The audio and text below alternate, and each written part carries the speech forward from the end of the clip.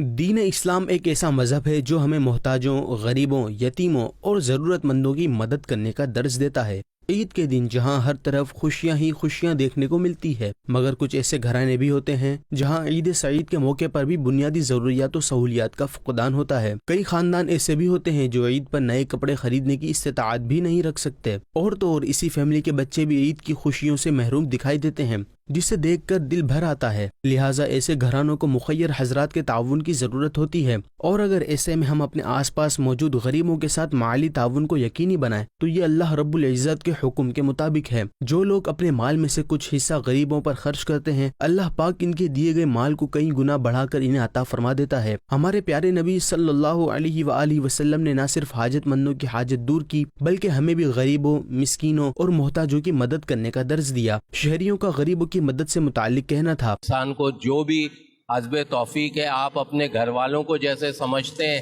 ویسے آپ غریب لوگوں کو بھی سمجھیں گے تو اللہ تعالیٰ آپ کو نوازے گا بھی ویسے ہی۔ سب سے پہلے میرے خیال میں پڑوسیوں کا ہی خیال کرنا چاہیے، اور دوسرا پھر گھر والوں کا خیال کرنا چاہیے، جو قریبی رشتہ دار، جو غریب رشتہ دار ہیں ہمارے، جیسے ریلیٹیوز ہو گئے، ننیال ددیال وغیرہ کے لوگ، تو سب سے پہلے انہی کا خیال کرنا چاہیے، رمضانوں میں بھی اور عید میں بھی۔